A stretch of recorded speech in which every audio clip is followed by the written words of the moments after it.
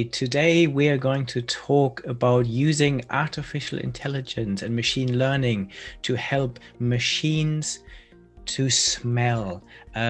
This is something that has been a real challenge for machines. How can we ever make them smell? And I am really pleased to say I'm joined here by Sam Guillaume, who is the CEO of Aribol. And we want to explore this whole topic of digital smell and digitizing smell and what this might mean for the future. So first of all, welcome, Sam.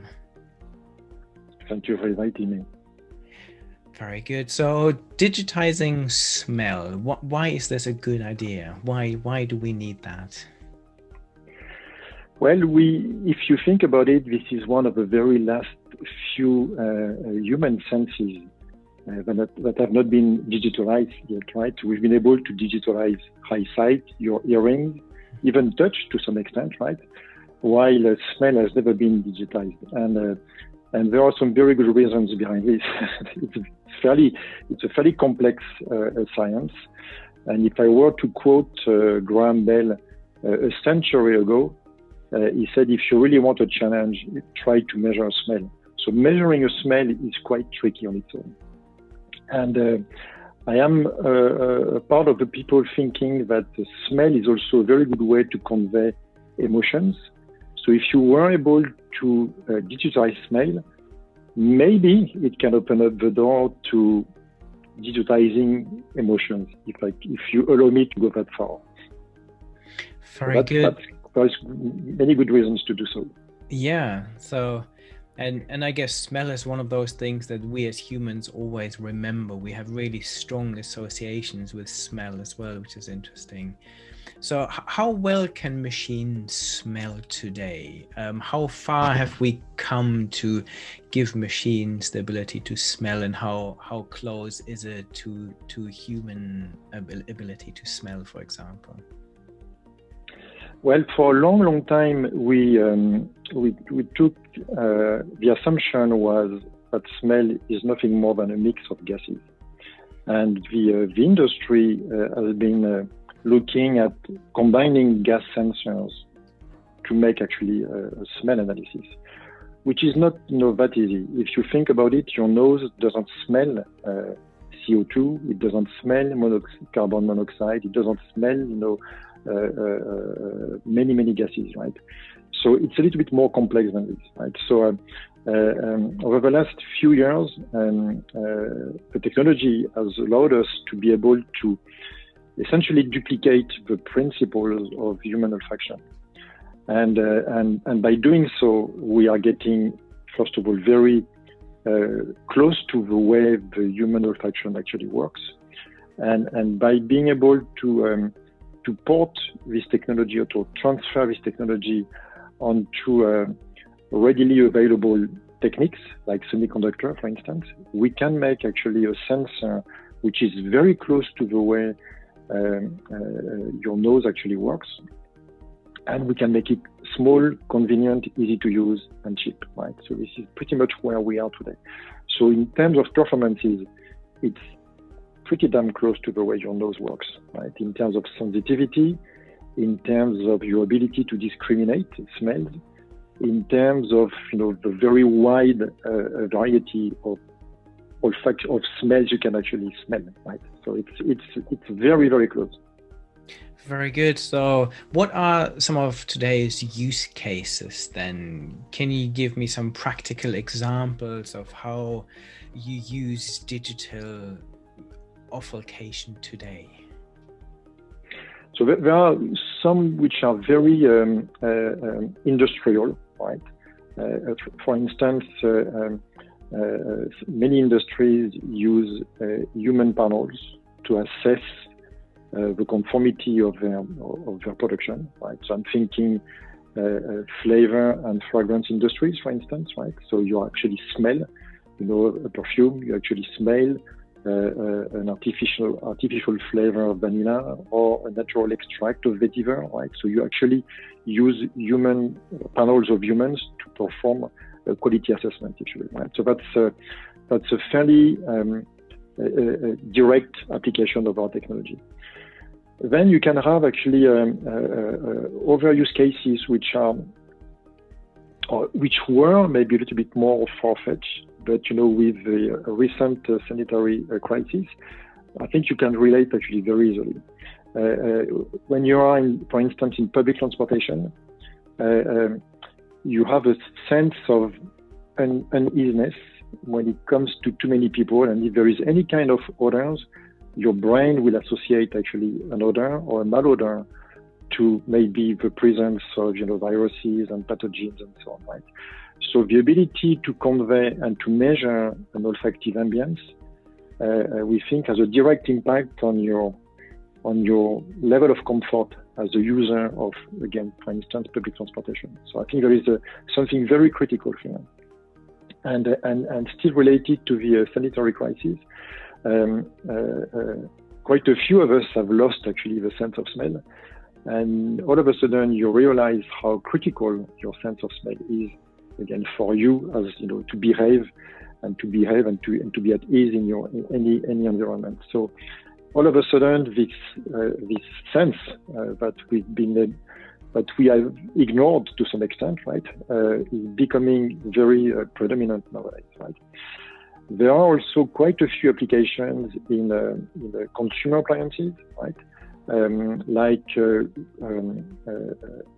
assistance in food preparation, right? So cooking, we can think of cooking, we can think of fermentation of ingredients, we can think of food spoilage, right? So when your meat actually is spoiled, or when your fish is spoiled, you have noticed there is a specific smell, right? So you could also have a device that monitors freshness of meat, freshness of fish, freshness of vegetables, and so on. So there are quite a few applications when you think about it, from comfort all the way to safety, right? And also including industrial application like quality management. And if you're thinking a little bit more forward, and there is a lot of articles nowadays in the literature about how you can associate health with smell, right? And especially the ability to detect a specific or to diagnose specific a disease based on smell. It's a little bit more far-fetched, right? But it's fair to think that it will come at one point in time. Yeah, it's interesting. I read about some use cases where there are now AI teams working on potentially detecting certain diseases via smells, and I guess some people think that dogs, for example, might have this ability to detect some of these things, and they realize when someone is ill just from their sense of smell, which is obviously better than the human sense of smell. Yeah, and it's fascinating when you think about, I've recently written an article about how you use AI to create whiskey, for example. I'm thinking about the wine industry, where smells are really important, where the cellar master would create the right blends for whiskeys, for example, and this is a job that in the future AIs could very easily perform, right? Absolutely. I think it's fair to think this. We use AI quite a lot because you cannot quantify, you cannot describe a smell, right? The only thing you can do, and this is what we humans do also, is we learn the smell and then we recall that smell, right? You smell an ambient and it reminds you your grandmother's garden as a kid, right? Or you say, okay, this is chocolate, or this is whatever. This is exactly the same principle that we apply to our products. We rely heavily on teaching the device, specific fragrance, a specific reference, a specific smell. And then after, it can give you information about this new smell is very close to this particular one. This one is exactly this one that I learned before. So I can put a name behind it, or I can give a proximity index to, it belongs to the fruit, cluster, or it belongs to the wood cluster, right? Or it belongs to the smoke cluster, or whatever, right? So this is exactly the way we work, indeed. Very good. And I can see this for quality control reasons, obviously, where you detect whether meat is rotten or not, but also in the car industry, for example, where new cars have a particular smell. And I guess car companies would want to have some level of consistency in this. And are you also to replicate the smells somehow? Because I guess if you are a car manufacturer and you could create the perfect smell of a new car, for example, is this something that is also possible? So recreating starts with collecting, right, and measuring. And the car industry is absolutely fascinating when it comes to smell. There are many brands. They actually pay a lot of attention to their olfactive signature, right? So I'm not going to give any names of brands, but if you buy such a premium brand, you want to feel like you want the leather to smell a certain way, you want the plastic not to smell too much, and so on and so forth. Right? It's very cultural based. Some countries, they cannot stand actually the smell of a new car, right? So you have to be very neutral on one end, and you have to reinforce a specific signature on another end, right? So it starts with the ability to measure, and to measure not only the ambience after the car has been manufactured, but also all the incoming materials, right? You want this plastic to smell a certain way. You want this leather to smell a certain way. You want all the different epoxies and the glues that you are going to use in the air cabin. You don't want them to evaporate too much because they will have actually a bad smell. So assessing this is very critical. And then after, your question was about also the ability to recreate such a smell. So we can actually diffuse fragrances and smells that we have composed before. To be able to diffuse a la carte smell is a little bit more challenging today. When you think about it, if I want to make an analogy with light and color, there is essentially three primary colors, and we know that we can make any color with a mix of red, green, and blue to make it simple, right? Well, do we have primary odors? We don't know, and if we do, how many do we have? We don't know this yet, right? So it all starts with the ability to measure, and we can assume that after we've been able to measure and to measure consistently, maybe at one point we'll be able to point to 3, 5, 10, 15 primary odors, and that will trigger the a la carte odor generation, if you will. But we're not quite there yet. We can mix some fragrances, but to come up with any fragrance from a given set of golden references or primary odors is still a challenge. Fascinating. So you are the CEO of Aribol, a company that specializes in digital olfaction, the digital smell. So how maybe you can explain to us how you at Aribol are using this technology and how it works. Yeah. So Aribol actually is the happy encounter of many different disciplines, right? I touched a little bit on this, but there is a mix of people with a very strong chemical background. And when I talk about chemical background, it's organic chemistry, which is very specific to biochemistry, right? So these are people with a pharmaceutical background and a biopharma type of background. And then there are other individuals who are coming with a semiconductor background, so very far from the biological background.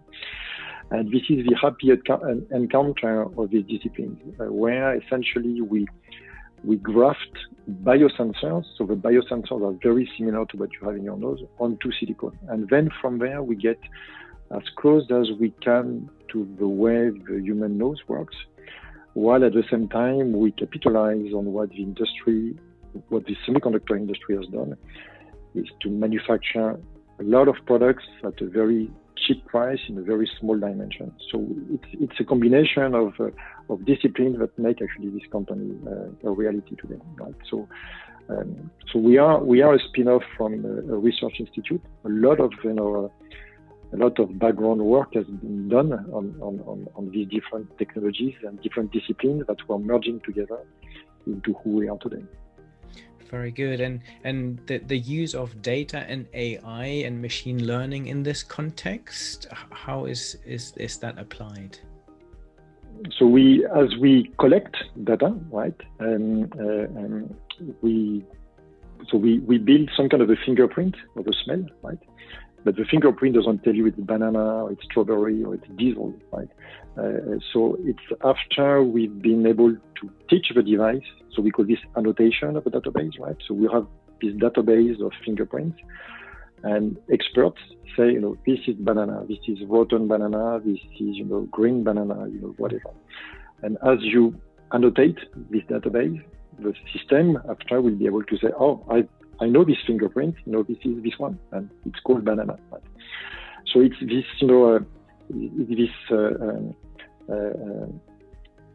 collection of data on one end, and the ability to recall this data that you've been able to collect, store, and organize, so that after you can provide actually this service of, I smell banana, I smell strawberry.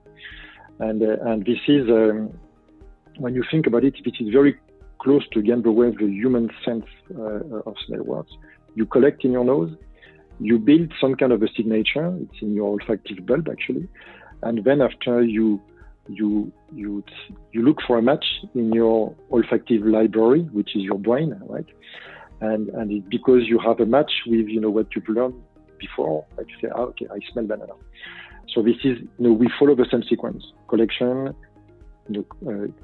signature, fingerprint, and then, a comparison with the database, which is for us opportunities also to invent, potential new business models.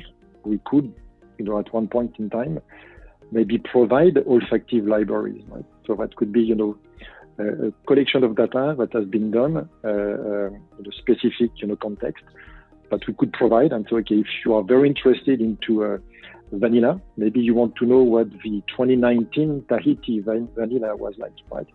Or maybe you want to know what the right, 2021 millésime, Madagascar vanilla is supposed to be, right?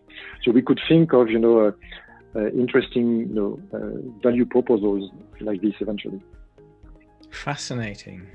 Yeah, so there's whole ability that in the future you might have a digital fingerprint of all smells. That is pretty fascinating, which then obviously gives you the ability to control for these smells, test these smells, analyze them, but also potentially recreate them, which is fascinating. Exactly. And make this sense ubiquitous, which is not today, right? Because if I'm here actually in France telling you I'm smelling strawberry, your perception of strawberry is very likely very different from mine, right? However, if I tell you, I hear a sound of, 10 kilohertz, or I see a light with such wavelength, you will be able exactly to know what I'm talking about. It's not true with smells, right? So if I want to make this ubiquitous, I need to find some kind of a common reference or common vocabulary between you and me, so that I can tell you this is exactly what I smell today, and we will be able to say, okay, this is not quite this one, this is this one. Yeah, fascinating. So what are some of the future technologies or future developments that you are excited about, that you think could change the industry in the future? Well, we are looking at so we are embarked onto a very advanced R&D projects. There is one European backed project, which is about prosthesis. So having actually such a sensor actually in your nose, right? So that you could provide people who have lost actually the sense of smell with, for them to recover, this sense, right? So this, once you have a technology that you can actually miniaturize to the extent of what we've done so far, it fits onto, it's smaller than your nail, right? So it's very, very small. You have many opportunities tomorrow, right? You could have, a sensor in, a piece of fabric which can smell your skin microbiota, right? And then, tell you about, whether highly stressed, whether your diabetes level is good or not, or you could think of many applications like this, where it becomes very intimate to the individuals and provide services such as the 24/7 health monitor. Right? I think that's potentially what we could be looking at eventually. And beside all the applications I talked about before, in your kitchen, your ability to help to have a small assistant to help you cook. We made a very interesting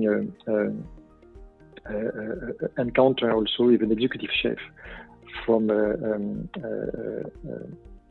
gastronomical research, actually close to where we are, Institut Paul Bocuse, and the gentleman was telling us, I want to teach how to cook, and in French, cook is cuisiner, right?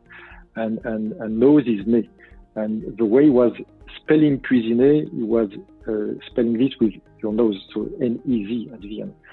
So it was like, I want to teach how to cuisinose, if you will, right? And I found this absolutely fascinating because as a chef, you cook, but essentially you cook with your nose because you appreciate smell. That smell is very closely related to taste, right? So if you want to have a very good taste experience, you start with your nose. And as you prepare your food, right, you want to monitor how the evolution of your processing, of the food processing evolves. And I found this absolutely fascinating that, we can cook with our nose. Yeah, very fascinating. So what are your future predictions about the use of digital smell in the future? I think it can be, the future for this type of sensor is to be in everyday products, right? Whether it will be in your scale in the morning, in your toothbrush, in your, in your pillow at night. I think it can again, I'm absolutely obsessed with the benefit it can bring to health, right? And health actually is and disease are all about what we emit as an individual, and of course smells are part of it, right? And again, we've also the comfort level that we can have, whether we are in a car, whether we are at home. We know that the ambience you're into has a strong influence on your behavior, on your behavior. And there are many studies that say that if you have such an aroma in your bedroom, you have a tendency to sleep better. If you have such an aroma in the morning, you wake up better, and so on. So it's still unknown, but a lot of speculations about how the sense of smell and the olfactive ambience around you have an impact on the way you behave, and it's time for us to be a little bit more objective about this and to assess and measure this, and that's essentially what we want to do. Very good. This was fascinating. Thank you so much, Sam, for spending some time with me to discuss this absolutely super interesting area of digitizing smell. So thank you very much, and good luck with all the things you're working on with Aribal. My absolute pleasure. Thank you, Bernard. Thank you.